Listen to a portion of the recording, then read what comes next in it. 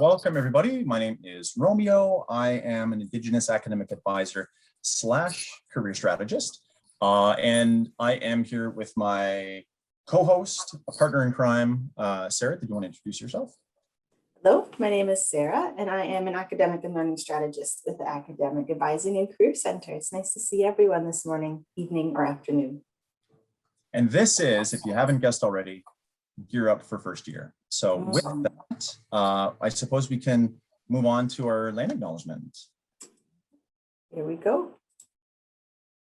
So, hopefully everyone can see and hear. We wish to acknowledge this land on which the University of Toronto operates. For thousands of years, it has been the traditional land of the Huron-Wendat, the Seneca, and most recently, the Mississaugas of the Credit. Oh, sorry. Let me try again.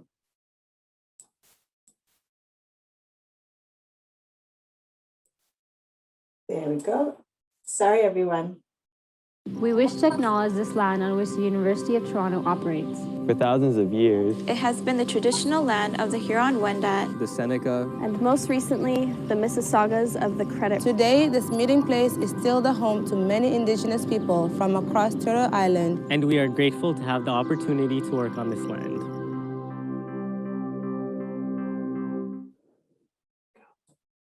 Thank you. Sorry about that. I just quickly dropped in a line here in the chat, just a link. Whose land are you on? If you're unsure of which treaty you are currently situated in, take a look, visit native-land.ca to find out more information. And with that, we can continue onward. All right, thank you. So today, our topic is gearing up for first year. So if you are a student who is joining UTSC in the fall, welcome. We're so happy that you're joining us. I know this presentation was open to all students. So if you're in your second, third year and you're just trying to, hone your senses and get ready for a different academic year than perhaps the last, welcome. And this might be a refresh for you. So wherever you are, please take what you need and apply it, a couple of strategies here and there as you plan for your fall semester. So the literature states that there are some key components that we can work towards and really be mindful of when we're trying to apply strategies to learning for academic success. So they're outlined here on the screen, but we want to take a moment to talk about some of these different pieces and how they can be used in the most advantageous way for us to learn and to motivate ourselves. So it's really important maybe in that transition from high school or as we're coming back to learning over the summer is to evaluate and know the strategies that work best for you, right? So we'll share a lot throughout this workshop, but really being attuned to what is your strategy and how we can pivot, change, or tweak when necessary. So one sits in the method of learning. And maybe you've heard about, are you a kinesthetic learner? Do you like auditory or do you like oral learning? So how is that input into you? And then how are you retaining that information the best? I know for myself, I like charts and graphs and color-coded pieces because that helps with the output of my learning on the other end. So really being aware of how information sits best with you, how professors, or maybe even in your textbooks, how you can gather that information and then work those strategies. So maybe there are key things that you had in your high school days or in last year that you found were really effective. Let's see how we can maintain those strategies and then work to strategize and maximize them even more in this next academic year. Or if you found that, my strategies last semester weren't the best for me, right? They weren't netting the grades I was looking for, or I was really disorganized. It was difficult for me to actually come back to my learning in different ways. Then maybe we can pick up some strategies in this workshop today to really help enhance those pieces. When we want to think about the motivation that we are using to get into our textbooks, I know we've all gone through a year of COVID. And so those effective learning pieces, that motivation, the willingness, the want to sit down at your desk and attend to your learning can be a little bit of a struggle.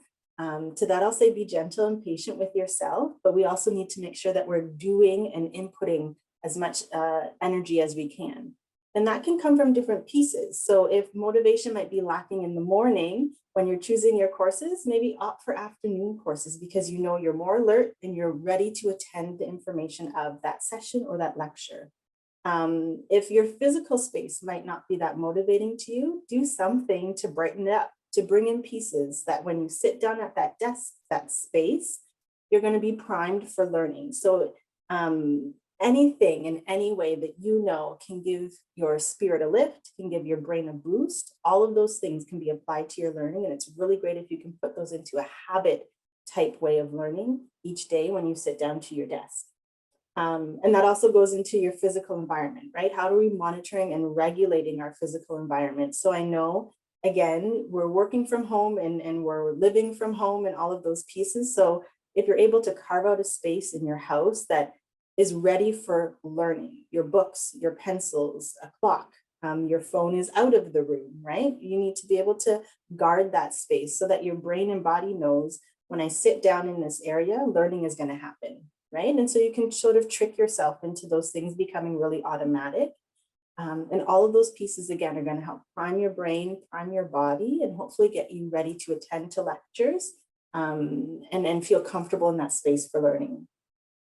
The other side of that scope is how can we monitor our performance? So we're going to talk a little bit about how we can small chunk our time, how we can make planners and organizers to maintain those spaces.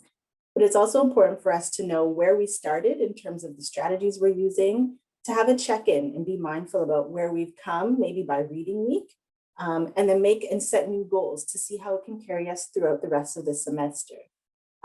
Perhaps in the past, maybe if you're coming from high school, those checkpoints are done by your teachers or done in other ways. But as we move into our post-secondary space, that monitoring of performance is really on us to make sure that we're hitting those check marks, we're setting good goals, and we're reflecting on the learning that we're doing throughout those key pieces. And again, that feeds into our use of time. So when we have a schedule that might be a bit more wide open comparatively to our high school experience, or now that we have some on-campus engagement and we have to think about commuting and are we working, are we volunteering? How are we going to monitor our time to maximize not only our academic scope, but again, as our world opens up again, meeting with friends, engaging in volunteer activity, extracurricular spaces that can be really helpful for us. Again, our social environment. So all of these pieces are going to contribute to our academic success if we're being reflective and really mindful of the energy we're putting in and how we're monitoring those spaces. For all of these key pieces, as we move through different months within the academic semester at UTSC, we are offering workshops on all of these pieces. So there are more workshops that dive a little bit more into some of these pieces for you to attend to. So let me just open up this last piece and of course, 2-5. So Yeah. here we want to talk about, oh, go ahead, Romeo. Oh, no, sorry, go right ahead. Yeah, no, did you want me to take this one and carry forward? Okay. Yes, please. Yeah, no, I was just going to say, there's a couple things. So everything that you said, I thought was incredibly important, valuable. So there being too much information. Folks, look at this as an introduction to a larger discussion, right? So this is not meant as a one and done. When you are finished this session, you're not meant to walk away and think, all right, I got this, I'm ready, I'm geared up for my first year. This is an introduction. So if you decide you want to carry these conversations forward, or you want to kind of revisit some of these pieces, connect with AA and CC and certainly connect with each other. But in doing that, our goal with these sessions is to certainly help you think of the possibilities. And so some of the effects of goal setting. So we talk a lot about that. You need to have specific goals. You're matching those specific goals with self-management strategies. And in doing that, you are theoretically able to accomplish those goals. And so part of being specific is this statement. Everybody says, oh, you have to work hard, get your goals. Working hard is very vague. So let's be a little bit more specific about what that means, right? So when we are setting goals, when we're being specific, we are enhancing essentially 5 major components of what it is that we do as students every day. So certainly effort, persistence, right? Because now we know what it is we're working toward. We're running towards something instead of running away. Our ability to focus, our strategic, our strategic planning. So the strategic planning piece, recognizing that the notes I'm taking right now the monotony of that, the boredom that comes along with some of that, becomes less, it becomes less impactful, right? You're not bored, you're not really kind of dragging yourself through this when you can recognize that your notes, your individual notes are playing into a larger strategic plan. And then also a reference point. So evaluate your performance, take further actions. The evaluation piece is really important. This is oftentimes within a project management setting referred to as debriefing. So you always want to reflect, evaluate so that you can make tweaks and changes along the way whenever you need to.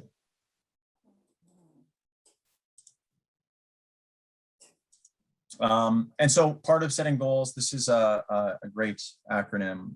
I'm sure all of you have seen this before. If you haven't, you will, and you'll see a lot of it. Setting SMART goals really involves being specific with what it is that you're asking for, measurable, making sure that you're able to determine where you are, what does success look like, how are you, what are your metrics, which is another M.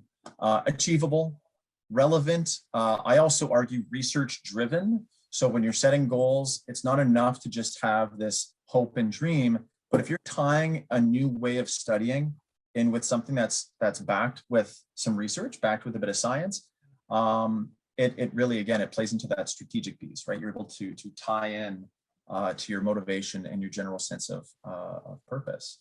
And then timely, making sure that you set timeframes. I don't honestly, I don't know what it is about this that drives me. I'm not kidding you though. If I set a timer, even right now in my everyday, if I have a series of emails to get through, things to write out, I'm not kidding. I will set a timer for 30 minutes or even an hour. And I don't know what it is, but I'm able to block out everything and just, I see that timer going and I'm able to get more done in a smaller chunk of time. So again, it's really just taking your energy, recognizing yourself, your mind, your body, your spirit as resources. How do you allocate those resources? How do you focus them? And in doing that, when you're harnessing all those pieces of yourself, focusing on setting SMART goals. All right. So perhaps some things to think about as we're going through this workshop, and we'll have some time to break out into smaller groups and engage with these. But what are some of the goals that you have for this year? Think about them as we're talking about some of these topics and themes. And again, we'll have some time to put pen to paper and then make some plans for you. So let me pull this one up. I think that's it. All right. So I'm curious to know, and maybe you can put in the chat, how often do you think about the way that you learn? How much time is given to the strategies you use to get information into your mind? What are some of the things that you know about yourself in terms of the way that you learn? Because this might be a shift again from maybe your high school experience to post-secondary, about the responsibility and the autonomy that you have for your learning in this academic space. So if anyone wants to share in that space, like I think about my learning zero. I just sort of come to class and expect things to wash over me and get all my information in that way. It's important that we are mindful of the way in which we are learning. And also, again, as Romeo says, the science behind the retention of the information so that we can have good recall. So in terms of our memory, even in this workshop today, we are talking to you, there's visual, and it's important that students are mindful of how selective they're being with the information so that it's actually going in one ear. And again, some information will be discarded, that's natural, we don't need to collect all of it, but there really needs to be some intentionality and some selective attention right here in this spot. So the information we don't need, it gets dumped. The information that we do need, that's specific to our learning or is going to meet a specific end in terms of our academics, is then moved into our working memory, and there it lasts a little bit longer. Here it's important in this space to, again, read before your classes, have your brain primed for that information. So the new information that you're learning or that you're hearing has something to fall on. It's going to rest on some of that pre-existing knowledge, on things that you've experienced before, and make those strong connections. And that connection piece is important because it's going to help you move from that working memory into your long-term memory. So we're going to want to store those pieces. So we're building up that bank of information. Selective hearing is important. Selective attention is important because at one point we're going to be asked to recall that information. So if we haven't done a really good job of listening the first time, having that new information to rest on something when it's time to recall for a paper, for a quiz, for a presentation, it's going to be even more challenging. So this is the learning process, right, of how that information is stored. And so when you sit down to a workshop, when you're opening your books to study, that's why, again, monitoring yourself for your environment, having very minimal distractions, and being in a place that's primed for learning and attention is going to help you for that retrieval and output so that it's easier to write multiple choice tests, to do your assignments and grades, etc. And again, this might change from different locations for different topics, depending on if you're entering into a new space where all of the information is new, as opposed to something that you might have some experience in the past. That might see some changes, but things to think about as we're driving forward to better understand our space and our learning. And the next slide that we're showing is talking about when we are trying to recall that information and how we're placing that information as well as its output in terms of maybe a teacher standpoint or how we understand it as places for learning. So at the bottom, we have being able to remember and understand and really apply strategies or critical thinking to new tasks. So for our students who are entering in first year, our first year courses have that general knowledge, that broad base of information is going to be your foundation, right? And so as we talked about in our previous slide, being able to encode and input that information so that we're able to remember facts and definitions and descriptions is really strong, but that's more foundational in terms of our thinking level. Our goal as we move through classes, as we progress through the semester, is to move from a place of remembering and understanding to then be able to evaluate and analyze and really be critical about the information that we're learning. So if you're able to remember a fact, that's fantastic. We're at that shallow level of learning, but from that fact, how can we analyze it and maybe critique it? Is it something you believe? Are there other theories that might counter it? Or how could we apply that particular piece of knowledge to our world today, to your experience as a student, to your experience as a son or a daughter in your family, right? So we want to be able to move within these different levels of thinking to be able to move to that higher level of thinking. So here at the bottom, again, this is where we might be taking our strong notes, our note taking, getting all the information down. And in our higher level of thinking, we'll probably action that in the tests that we're taking or the projects that we're preparing or the presentations that we're making, or we're really using all of those pieces together to output something for our assignments in our classes. And again, this may appear in different ways in your classes or is actioned in different spots, but the goal is for us to really try to work to evaluating and creating different pieces in terms of the information that we're taking on in our classes.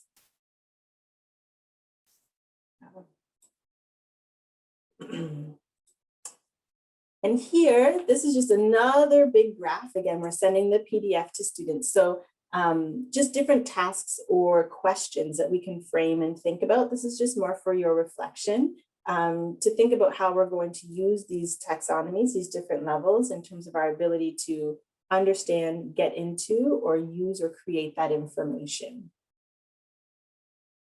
I believe now we're going to take a pause so that we can move into some breakout groups.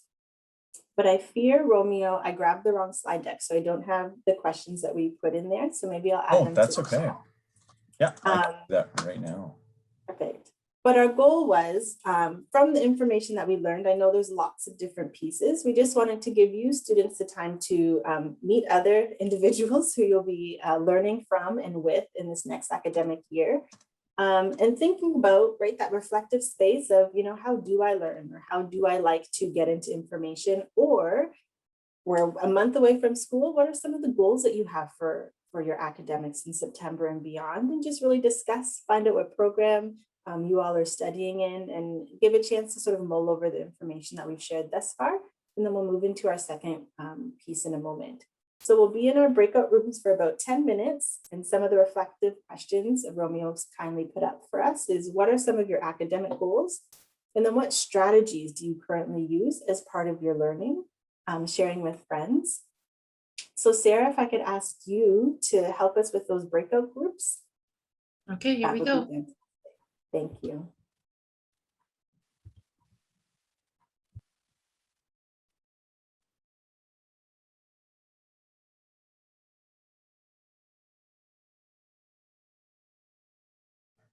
Okay, so I think we pretty much have everybody or close to it joining us back. And so I also hope that you had some time to kind of discuss with your group, with your peers, kind of your own expectations of your experience with goal setting. The taking notes, lecture notes, reading articles, pulling pieces from your textbooks, it's not an easy task, but it is a task. And so I think if we can for a minute reflect on our SMART goals. We said that the A was achievable, but I think the A also, it's important to mention, should be action-based. So whenever you're setting goals, you need to take action. You physically need to engage, get up and do something. And so with that, you have probably the very most cliche form of action-based goal setting is really just these two pieces. So lecture notes, while studying, it's important to kind of pretend that you're the professor. Come up with questions that you could test on. And this is the important part. Write down your questions, but make sure that you're also taking time to practice your response. What can easily happen is you'll look at it and say, oh, I know the answer to that. And then when it comes time to perform, because you didn't actively write down what your response was going to be and rehearse it, the easiest question can sometimes trip us up. Best example is an interview. You were always asked in interviews, tell us why you're a good fit for this role. Tell us about your experiences and how they align with this position. You always glaze over that. Everybody thinks they know the response. So it's a good example of something that can easily trip you up if you're not prepared. The other thing is making sure to embrace your articles, embrace the textbooks. Faculty and your TAs will oftentimes provide supplementary readings. Not that you're going to spend all your time and all your energy on those pieces, but certainly making note to highlight some of the important pieces, making sure that you're, again, practicing any sort of responses. And importantly, how you're tying in the textbook and the articles and the research into your responses. Yeah. And then we also have the importance of forgetting and how to avoid that. And so Sarah had alluded to this earlier. The research-driven piece of what it is that we're talking about is really the importance of revisiting your work.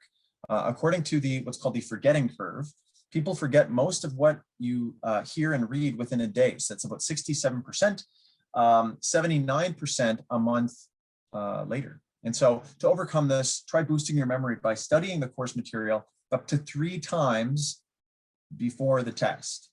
So in terms of time management, Sarah's going to go over this piece during next week's session, but in terms of time management, this involves making sure you are writing down the dates of when your tests are going to be, quizzes, any sort of assessment. Make sure when assignments are due, you're writing these things down because you really want to revisit the content in a timely manner. Cramming is one of those things where we always think it's a good thing for us, but it's very deceiving because the information becomes familiar. You think you have it, but when it comes time to actually apply it and synthesize it and further your understanding of it, you can really easily kind of trip up. And so in terms of note-taking, in terms of how to revisit, okay, so sounds great, Rome's, how do we revisit the content at least 3 times before our test? This is an example. This is just a framework, a bit of a floor map of how you can go about doing that. It's called the SQ4R model. And it's really the idea of kind of systematically reviewing your content. So you're going to survey the chapter or any articles, not going too far in advance, but really just sticking with the content that's being discussed in class. From there, and this isn't depicted here, but if you right underneath your survey, when I said, the chapter or the articles, you can write down a subheading underneath that, questions, and just write down any questions you have, any sort of thoughts you might have as you're kind of skimming through that. Then you're going to read slowly. You want to read small sections. You want to highlight, underline, jot down any sort of notes in the margins. Then you want to you move on to record. So after you've highlighted those pieces, you want to summarize what you just read to yourself. Try answering the questions you wrote.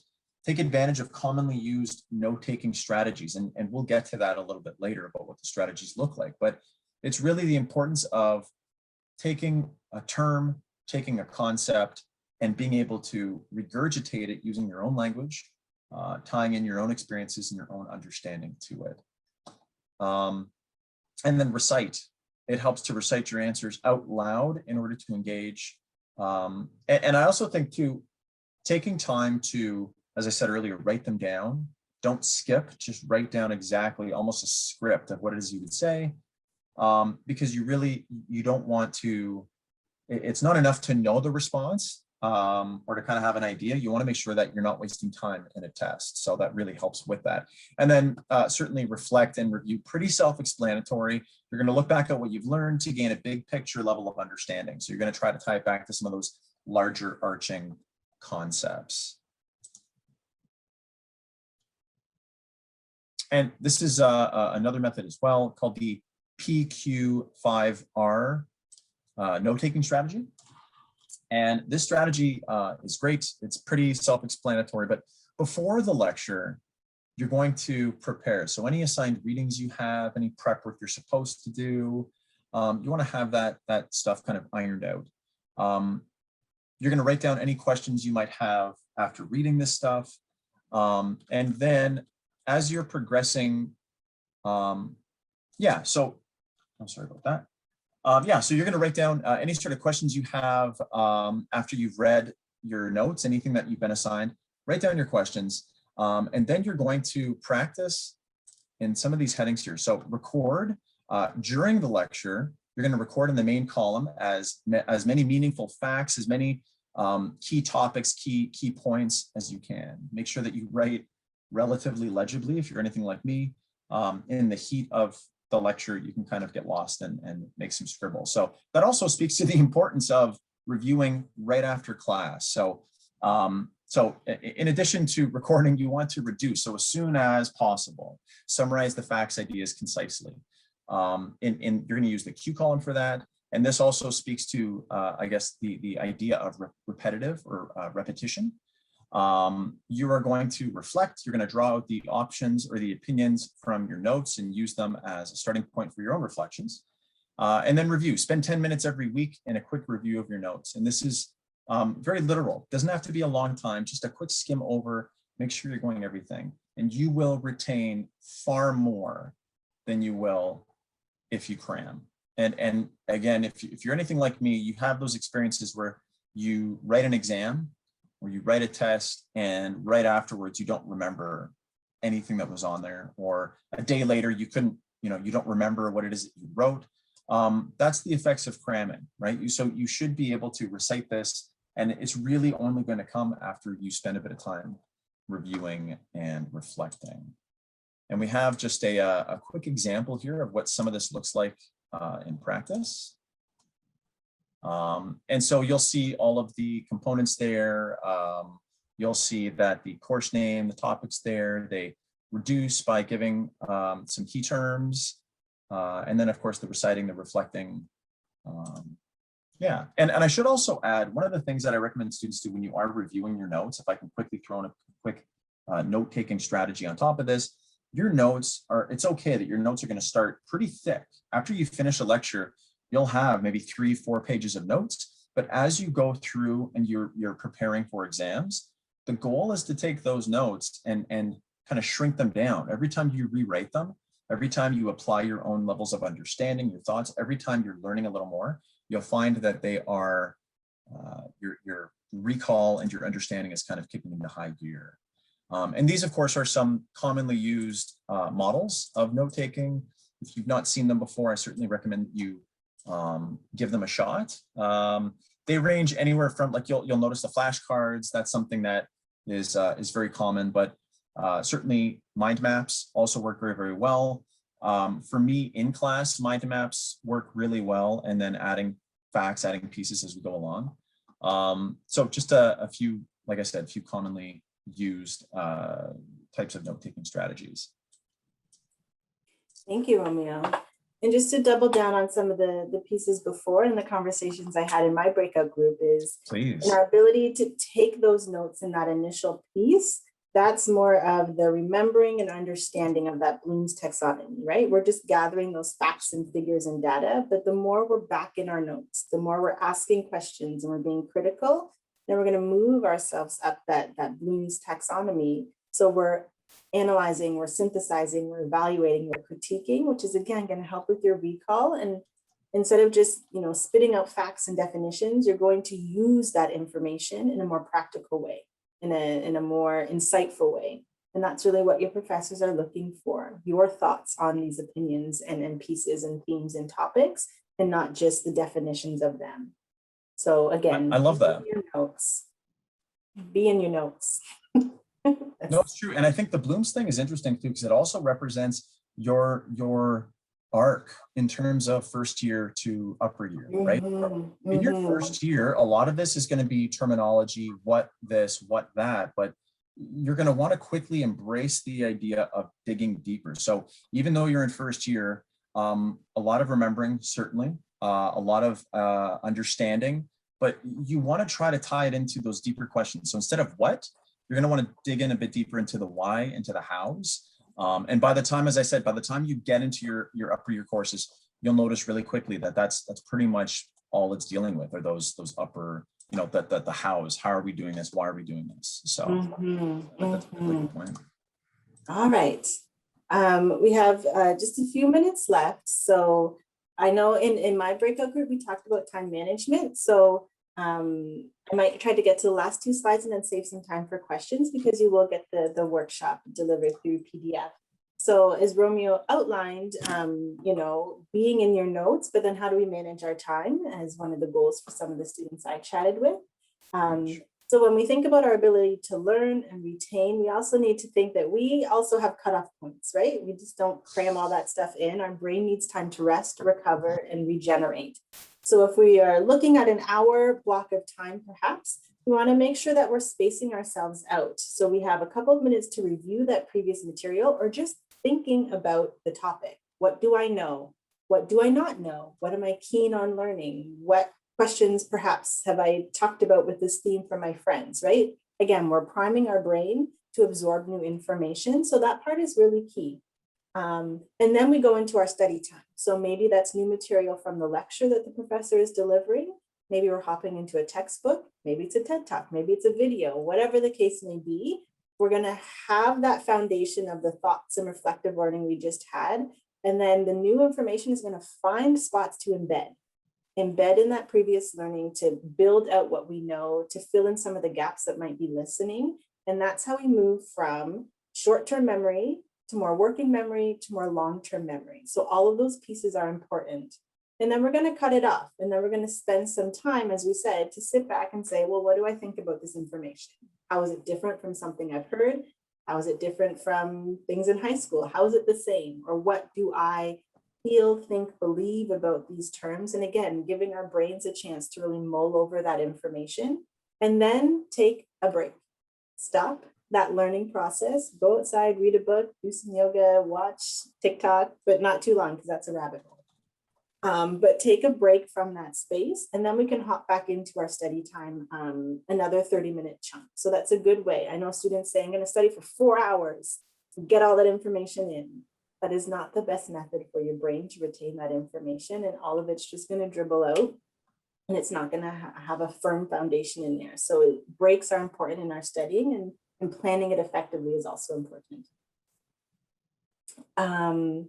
So here are just some strategies, right? And I'll go through rather briefly, but there are lots of to-do lists, there's syllabus, there's scheduling on your phone, on your apps, on all of these places, right, to manage your time. Again, we do have our own specific time management workshop, which Romy and I will deliver next week if y'all want to come back and learn a little bit more. But work the systems that you previously had in your last year study, and then we can chat about some new techniques and strategies and tools that can help you with your time management going forward. One that I find really helpful is available at AANCC. And this one is just to better understand our time. So make your plan and then see what actually happened and then reflect on whether this plan works for you. Some things are going to be in there because you can't move. Class time, maybe work schedule, maybe you have prayer time, whatever it needs to stay there is there. But when you're adding other pieces, how are you finding it's working for you? If you're planning to be a morning person and you're not, then move those things to the bottom of the clock and see if that works best for you. So it's always a work in progress to see how those pieces are going to be best for you. And then we just have some time for some study resources. So the AANCC is chock full of great resources for you to review, to take a peek at, some study hack videos that our work study students have provided, great workshops that are offered in the summer as well as continuously in the fall. So again, really gravitate to those resources and pull the things that are necessary for you to do well. And again, a plug for office, book an appointment if you need someone to talk to about all of these things so we can digest and better understand. So we have some current studies together sessions. We have more prep yourself sessions that are happening throughout the summer. And here they are to better address and understand some of those pieces. Because, oh, thank you, Sarah. Because there's so much to learn. So find your endpoint, maybe find 2 or 3 things to focus on. Again, doing it all at once really isn't manageable. So find those 2 or 3 strategies that you want to focus on for the next month or 2 months. Get those down pat, and then we can chat again in October about the next strategy pieces that you want to work towards so you're not overwhelming yourself because it is a lot. And I think that closes our information, but I know Romeo. I just wanted to quickly add, yeah, I think this is it's a really good opportunity for you folks as well to make an appointment for a one-on-one with an academic learning strategist. So if you're looking for accountability, certainly you can reach out to peers, but connect with us. You can make a plan and we can follow up and kind of help you plot that course, help you kind of build that muscle as you make it through your first month. So certainly, again, it's action-based. Make sure that you're engaging. So we do have some time, a couple of minutes, I believe. So if there are any questions that Romy and I might be able to troubleshoot quickly, again, lots of resources online, but if there are any questions about today's content, please feel free to throw those questions in the chat. Bless you. And hopefully we can support your learning or direct you to resources that can be helpful. So we'll wait and pause. You're welcome, Annie. Sorry, now the music, right? And we need the outro, Oh, right. nice smooth outro, right? Just kind of like hovering in the background, and we get a little question, and we say goodbyes. And what would it be though? I feel we might have the same musical taste, but you know, gotta let the students decide. Let's get them to dig in. That's true. All that spare time that you're gonna have with your studying in your first year. All right, lots of thanks to you. Thank you for joining us. Yes, huge thank you to you folks. Thank you. Mm-hmm.